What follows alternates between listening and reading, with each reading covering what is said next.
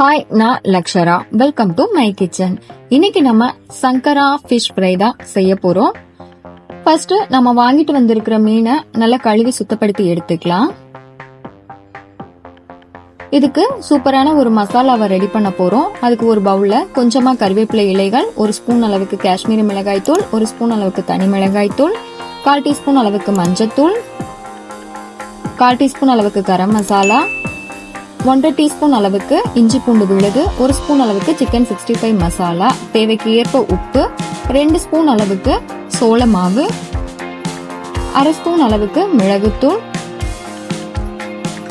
2 spoon அளவுக்கு கடலை மாவு, கொஞ்சமா எலுமிச்சை சாறு.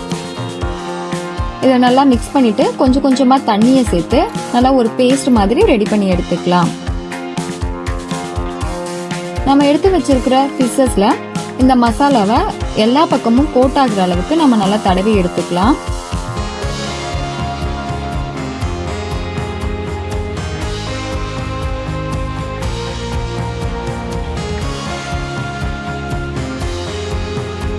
இதே மாதிரி எல்லா மீன்லயும் நம்ம மசாலாவை தடவிட்டு 1/2 மணி நேரம் ஊற வச்சிடலாம். இதை நம்ம இரும்பு தோசை தவால தான் பொரிக்க போறோம்.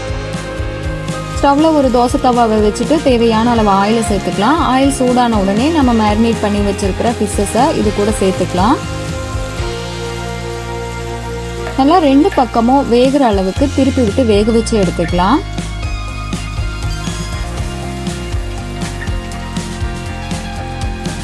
வேகும் போதே வாசனை நல்லா சூப்பரா இருக்கு. இப்போ மீன் வெந்து நல்லா ரெடி ஆயிடுச்சு. இதே மாதிரி எல்லா மீனையுமே நம்ம பொரிச்சு எடுத்துக்கலாம்.